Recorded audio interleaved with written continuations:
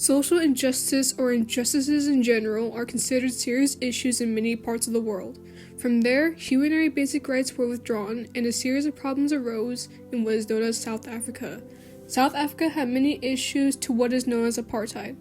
Apartheid in South Africa is a policy that governed relations between South Africans, white minority, and non-white majority. It was a form of racial segregation that was political and economic discrimination against non-whites. Speaking of apartheid, the founder of the word is known as Daniel Francois Malan.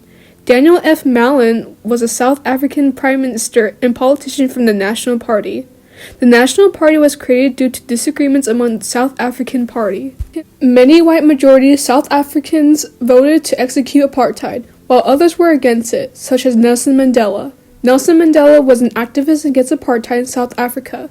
During that time, he became the first president of South Africa from 1994 to 1999. His primary objective was to dismantle the legacy of apartheid completely. When more word of South Africa's apartheid spread, an artist created a piece of work in relation to it named Keith Haring. Keith Haring was a homosexual man who produced many works of art in the 1980s. From there, he used his art to break down social barriers and issues from capitalism and new technologies to sexuality and race. He developed visual style and was inspired by many artists such as Kenny Sharp, Jean-Michel Basquiat, Grace Jones, Madonna, and more. Back onto the topic, Keith uses imagery and celebrity to protest apartheid in South Africa.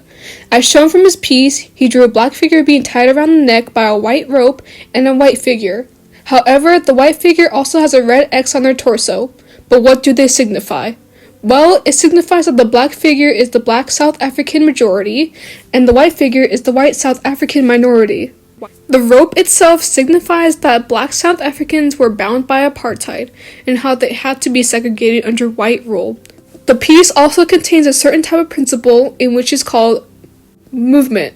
Some of the lines around the figures invoke movement, showing that the black South African majority figure wants to break free from apartheid. But what does the red X mean? In assumption, I think it shows to signify the origin or the makers of apartheid, which is the National Party. This also contains some similarities to another specimen called The Problem We All Live With. Did swatches, the Swatch watch company, and for graduation I got a Keith Haring swatch. So I was very proud of that. So that's how I knew about Keith Haring. That's what I knew. That's how I was introduced to him, and that's all I knew about him until I found out he was an AIDS activist. And I was like, okay, that's cool that he's like putting his design and his artwork to some sort of social issue. And he was speaking out for a minority of people, and I thought that was great. And then he died, and that was kind of sad.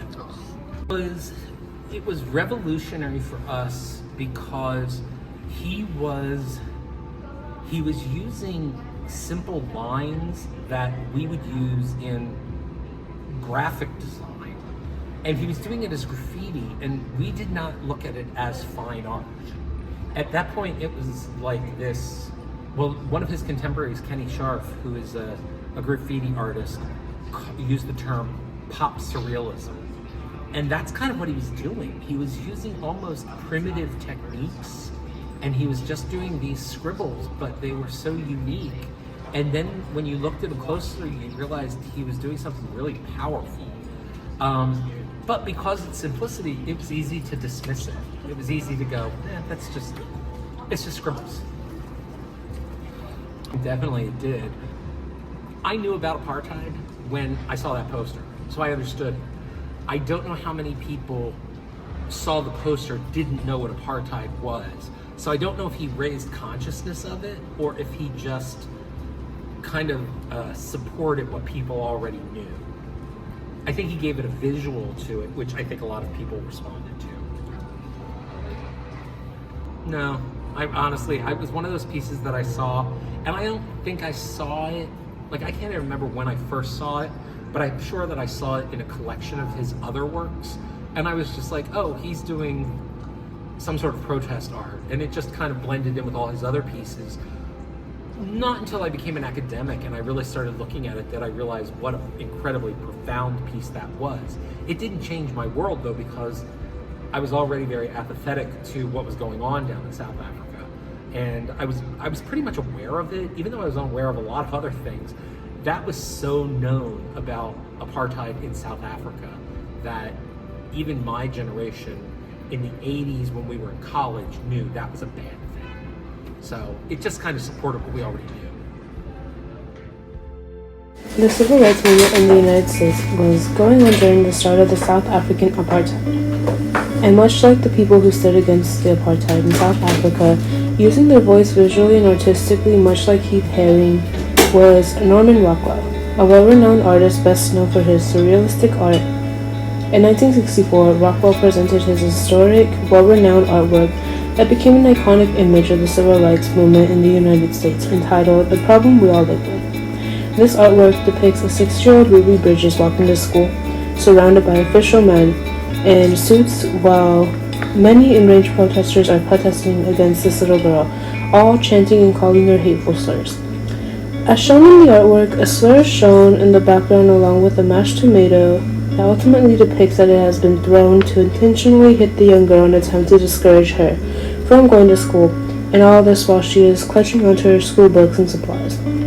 Here is Ruby Bridges years later with former President of the United States, Barack Obama, taking a look at the artwork during that Obama had said to Ruby Bridges, "I think it's fair to say that if it wasn't for you guys, I wouldn't be here today." This piece symbolizes the racial injustices that African Americans had endured during this challenging time in the United States.